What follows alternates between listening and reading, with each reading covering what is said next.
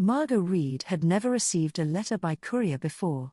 In the age of instant messages and emails, the sight of a man in a pressed grey suit standing at her apartment door with a thick cream envelope was so unusual that she initially thought he had the wrong address. "Margot Elizabeth Reed?" the courier asked, his voice formal and oddly antiquated. "Yes, that's me," she replied, tucking a strand of copper hair behind her ear. "This is for you." He handed her the envelope, which was heavier than it looked. "I've been instructed to inform you that a response is expected within 7 days." Before Margot could ask any questions, the courier turned and walked briskly down the hallway, his footsteps eerily silent on the worn carpet of her apartment building. Closing the door, Margot examined the envelope. It was sealed with actual wax, dark red with an impression of what appeared to be a bird in flight. The address was written in flowing calligraphy with ink that seemed to shimmer slightly in the light of her small living room. There was no return address. Inside was a letter and what looked like an old brass key with intricate engravings along its shaft. The letter was written on the same heavy paper as the envelope, and the handwriting was elegant but somehow difficult to focus on, as if the words shifted slightly when she wasn't looking directly at them. "Dear Ms. Reed, it is my solemn duty to inform you of the passing of Emmeline Blackwood, your great-aunt. Though you may not have been aware of her existence, she was most certainly aware of yours. As her only living relative, you have been named the sole beneficiary of her estate, including the ancestral family home, Raven Hollow, and all assets therein. The property has remained in the Blackwood family for over 3 centuries and is located in the township of Ravenscroft, Massachusetts. As per Emmeline's final wishes, you are required to reside at Raven Hollow for a period of no less than 30 days before the inheritance can be fully processed. This residency must commence within 1 month of receiving this letter. I understand this request may seem unusual, but I assure you it is legally binding. The enclosed key will grant you access to the property. I will meet you there on your arrival to explain further details of your inheritance. Please confirm your acceptance of these terms within 7 days. Failure to do so will result in the estate being transferred to the Ravenscroft Historical Society, as stipulated in your great-aunt's will. Yours sincerely, Thaddeus Crane, executor of the Blackwood estate.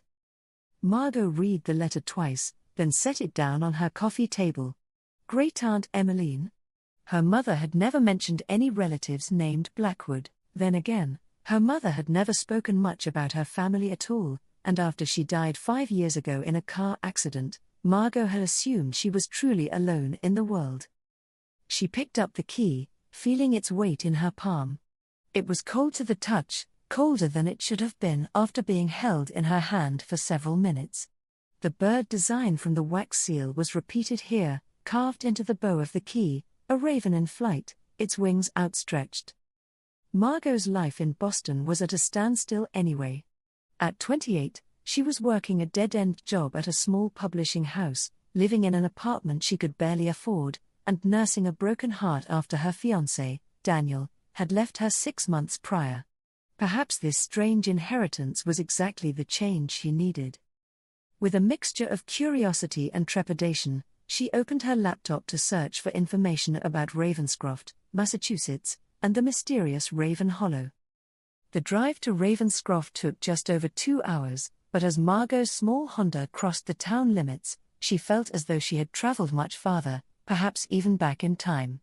Ravenscroft was exactly what one might expect of a small New England town with roots in the colonial era, a main street lined with brick buildings, white steepled churches, and ancient oak trees that formed a canopy over narrow roads.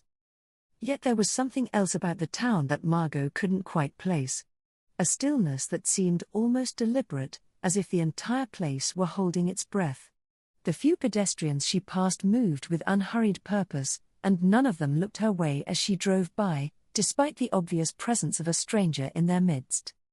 Her GPS directed her through the town center and onto a winding road that led away from civilization and into dense woods. The trees grew closer to the road here, their branches sometimes scraping against the roof of her car.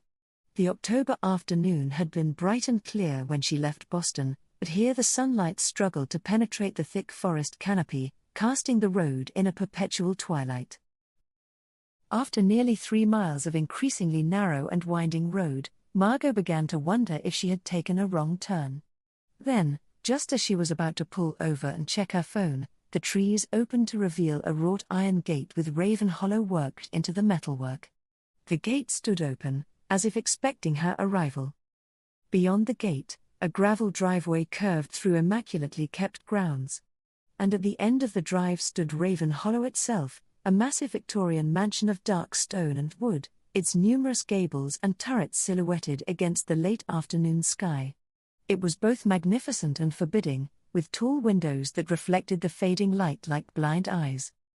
As Margot parked her car in front of the house, she noticed a black town car already there. A tall, thin man in a charcoal suit stood on the front steps, his posture as rigid as the iron railings that flanked him.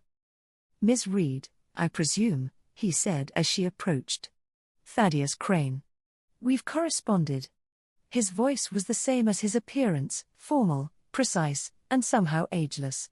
Though his hair was silver at the temples, his face was remarkably unlined, making it difficult to determine if he was 50 or 70. "Yes, Mr. Crane. Thank you for meeting me." Margot extended her hand, which he shook briefly. His skin was cool and dry. "You've made good time. I trust your journey was uneventful?" There was something in the way he asked the question that suggested he was hoping for a particular answer. "It was fine. Though I have to admit, I still have questions about all of this. I've never heard of Emmeline Blackwood or any connection my family might have to this place." Crane's expression didn't change, but Margot thought she detected a flicker of something, disappointment perhaps, in his pale blue eyes. "Perhaps your mother thought it best not to speak of her family's history. The Blackwoods have deep roots in Ravenscroft, not all of which are remembered fondly by the townspeople." He gestured toward the imposing front door. "Shall we? There is much to discuss, and daylight is waning." The key from the letter fit perfectly into the ancient lock of the front door, which swung open with surprising ease, revealing a grand entryway. A sweeping staircase dominated the space, its dark wood banister carved with the same raven motif from the key and letter seal. Crystal chandeliers hung from high ceilings, their facets catching what little light remained and scattering it across walls covered in faded wallpaper and oil paintings of severe-looking individuals who, Margot assumed, must be her ancestors. "Welcome to Raven Hollow, Miss Reed. Your inheritance." Crane's voice echoed slightly in the vast space. "The house has been maintained by a staff who come in weekly, so you'll find everything in order. The kitchen is stocked, and all utilities are functioning." "It's overwhelming," Margot admitted, turning in a slow circle to take in the grandeur of the entrance hall. "Indeed. The Blackwood fortune may have diminished over the years, but Emmeline ensured that the house remained exactly as it was in its prime. She was most particular about preserving family traditions." Margot's gaze fell on a portrait hanging above the fireplace. It showed a woman with striking features, copper hair like her own, and eyes that seemed to follow her movement. The nameplate at the bottom of the frame read Emmeline Blackwood, 1947. "My great-aunt," Margot murmured. "Yes. The resemblance is quite remarkable. Though you have your mother's eyes." Crane moved to stand beside her, his own gaze fixed on the portrait. Emmeline never married or had children of her own. She devoted her life to maintaining the Blackwood legacy and researching the family history. "What exactly is that history, Mr. Crane? And why would she leave everything to me, a relative she never met?" Crane turned to face her, his expression inscrutable. The Blackwoods were among the original settlers of Ravenscroft in the late 1600s. They were influential in the town's development. As for why Emmeline chose you, I believe she felt a connection to you that transcended your lack of acquaintance. Blood ties are powerful in old families like yours. Something in his tone made Margot uneasy. "You mentioned that my mother might have had reasons not to speak of her family. What reasons?" "Ah, well, old towns have old stories, Miss Reed. Some families become the subject of speculation over the generations, especially families that keep to themselves, as the Blackwoods tended to do. He checked his watch, a gesture that seemed oddly modern for someone who otherwise appeared to belong to an earlier era. It's getting late, and I have other appointments. I'll leave you to settle in. From his briefcase, Crane produced a folder of documents. These papers outline the conditions of your inheritance and provide information about the house and grounds. As stipulated, you must reside here for 30 days. After that time, I will return to complete the transfer of ownership. Should you choose to leave before the 30 days have elapsed, the inheritance will be forfeit. And if I decide to sell the house after the 30 days? A shadow seemed to pass over Crane's face. That would be your prerogative, of course. Though Emmeline hoped you might come to appreciate Raven Hollow as she did. He handed her a business card. Should you need anything during your stay, you may reach me at this number. Otherwise, I will return on November 22nd to finalize matters. With that, Crane departed, leaving Margot alone in the vast entrance hall of a house that was apparently hers, yet felt utterly foreign.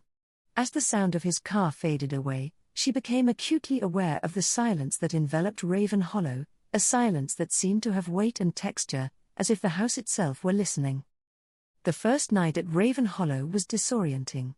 Margot chose a bedroom on the second floor that seemed less imposing than the others, a corner room with windows facing east and south, furnished with a 4-poster bed and antique dresser.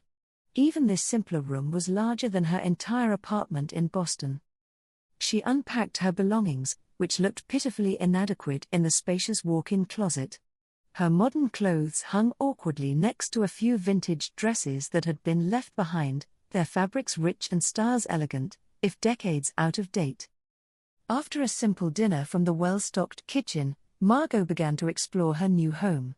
Raven Hollow was even larger than it appeared from the outside, with 4 floors including a finished attic space. Every room was immaculately maintained yet felt frozen in time, as if the mid-20th century had never ended within these walls. The library was particularly impressive, 2 stories of floor-to-ceiling bookshelves accessed by a spiral staircase and rolling ladders. Thousands of volumes lined the shelves, many appearing to be rare first editions or antiquarian texts. A massive oak desk dominated the center of the room, its surface arranged with papers and books as if Emmeline had just stepped away for a moment. It was at this desk that Margot found the first journal.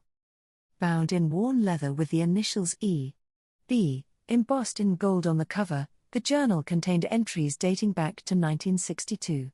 Emmeline's handwriting was similar to her own, neat and precise, with a slight rightward slant. Margot settled into the leather armchair beside the desk and began to read.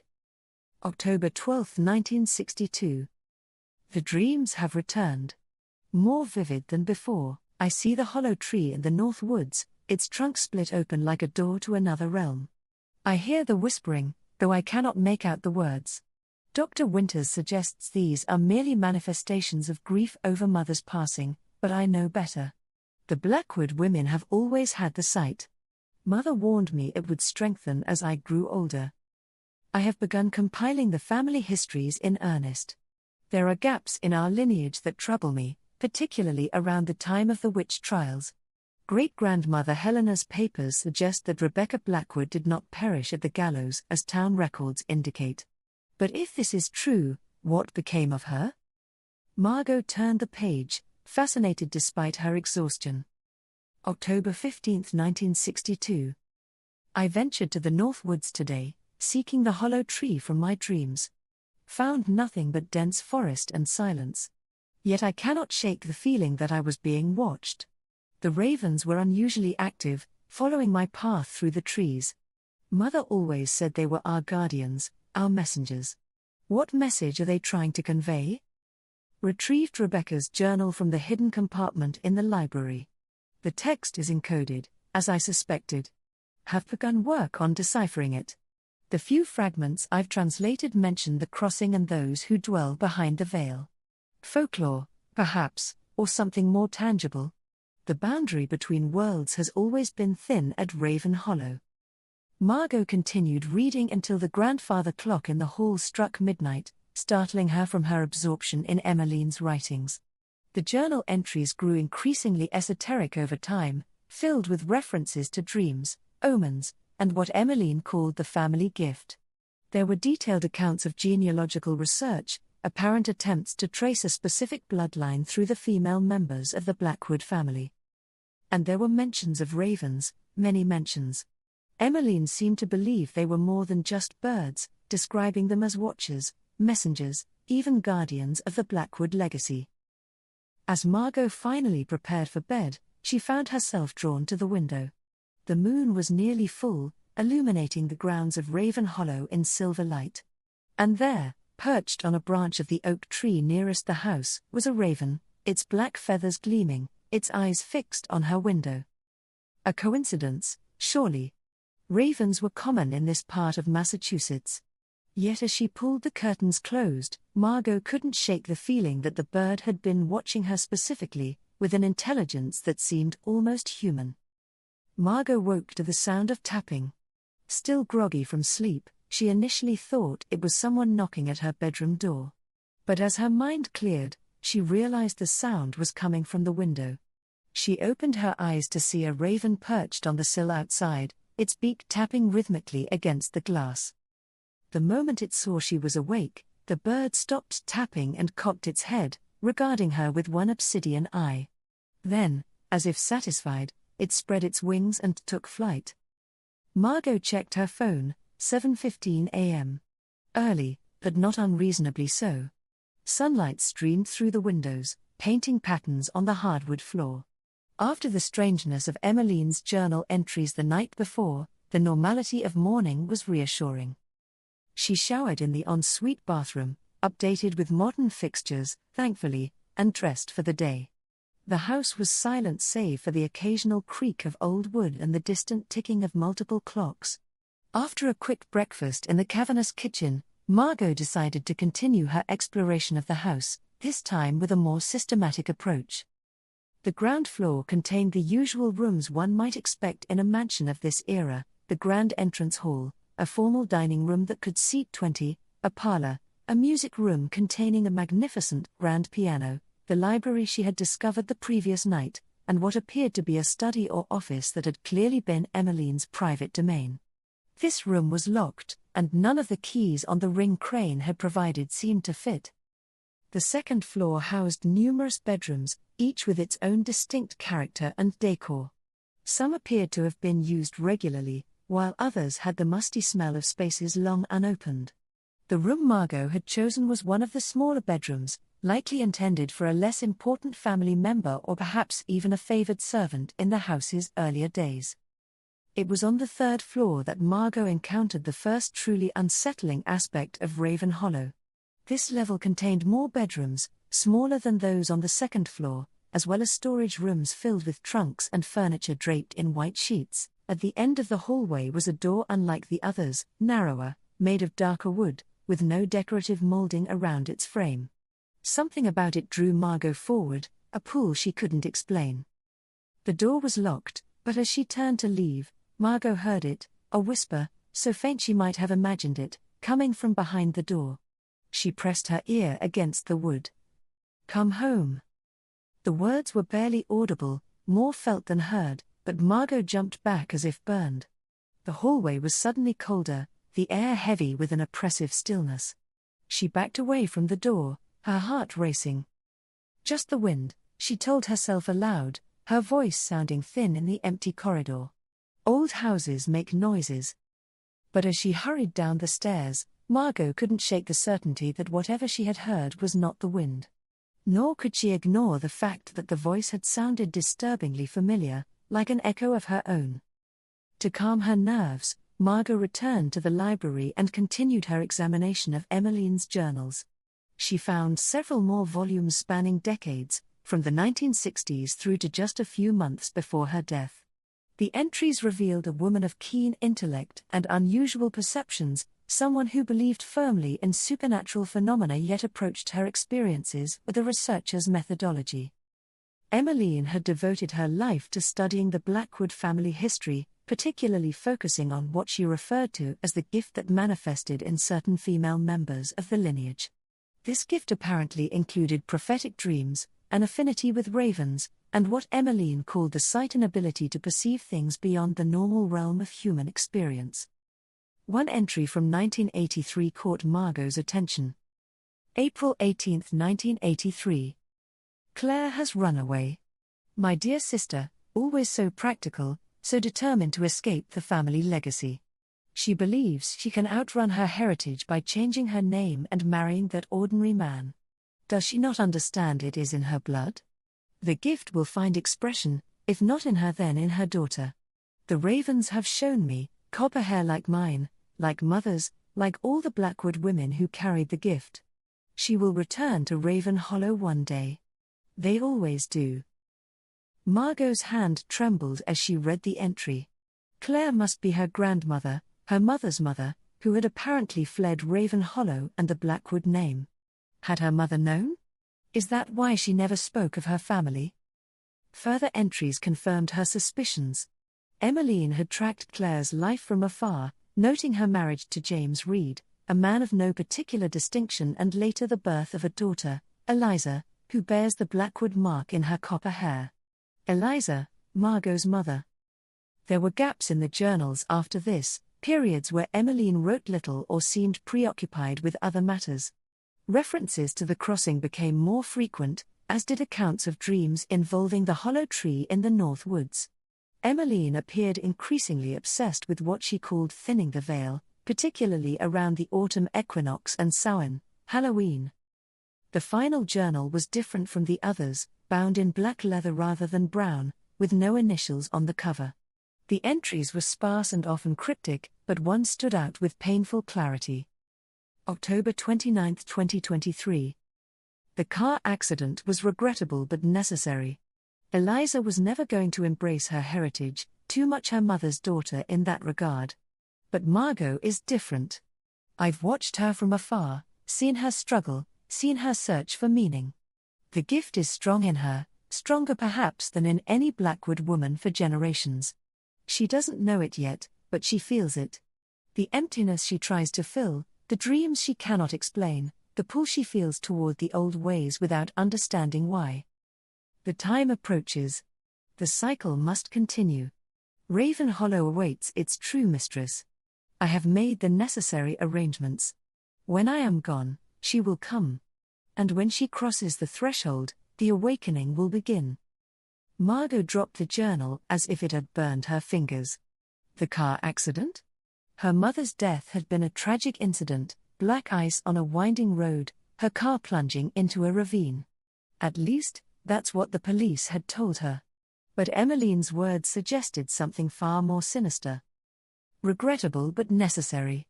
The phrase echoed in Margot's mind as a cold realization settled over her. Had her great-aunt somehow engineered her mother's death?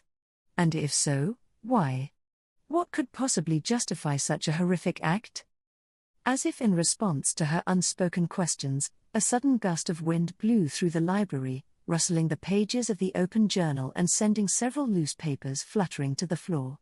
And from somewhere deep within the house came a sound that Margot could no longer dismiss as settling timbers or the wind in the eaves, a low, mournful moan that rose in pitch before fading away. Outside the library windows, a murder of ravens had gathered in the oak tree, their black shapes stark against the afternoon sky.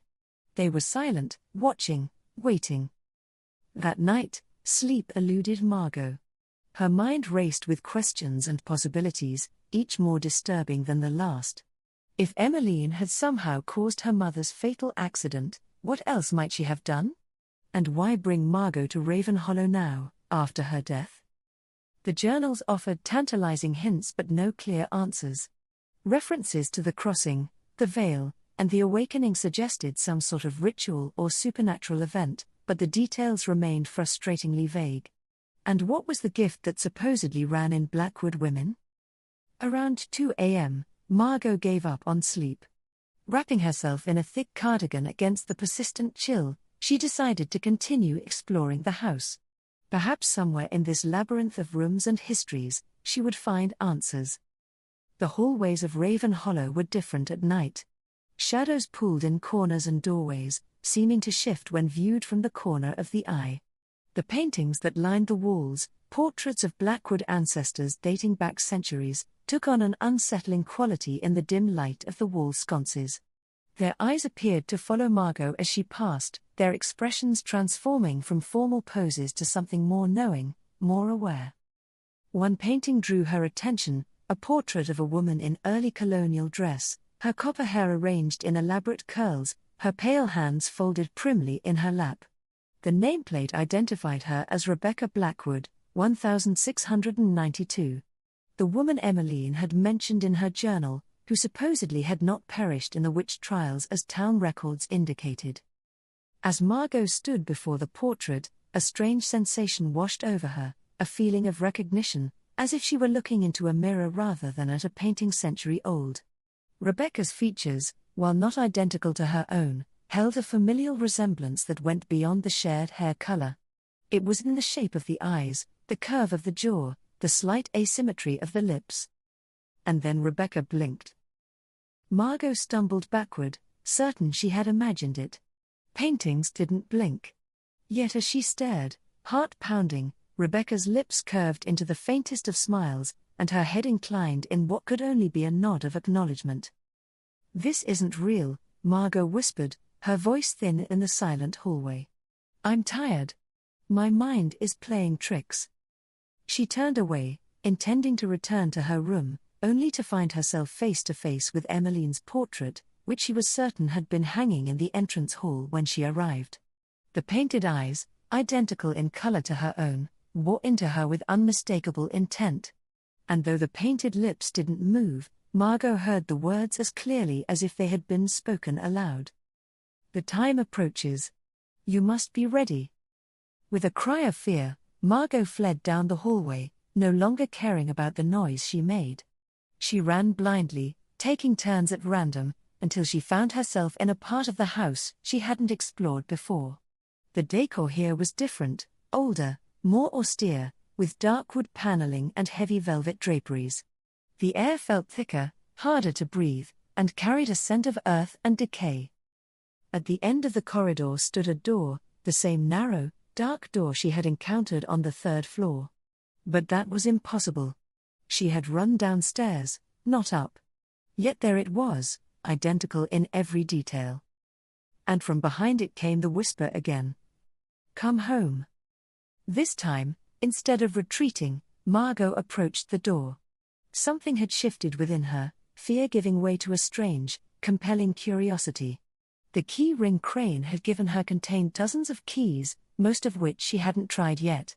One by one, she began testing them in the lock. On the seventh key, an old iron key with a raven worked into its bow, the lock turned with a heavy click. The door swung inward, revealing a narrow staircase that spiraled downward into darkness. Margot hesitated on the threshold. Every instinct warned her not to descend those stairs, not without light, not without knowing what waited below. Yet she felt drawn forward, as if invisible threads were pulling her toward whatever lay in the darkness.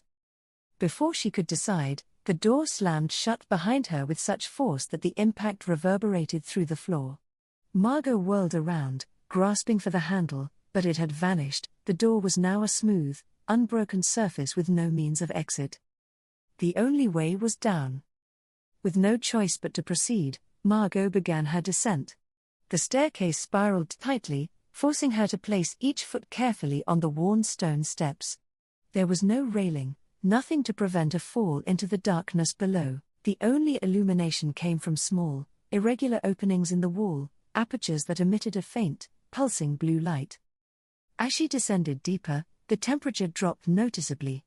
Her breath formed visible clouds in the chill air, and the stone beneath her fingers was slick with condensation. The silence was absolute save for her own breathing and the soft scuff of her shoes on stone. After what felt like hundreds of steps, the staircase finally ended in a circular chamber carved directly from the bedrock beneath Raven Hollow. The source of the blue light became apparent: crystals embedded in the walls, their facets catching and amplifying some unseen radiance. They created patterns across the floor that shifted and moved like slow-motion waves.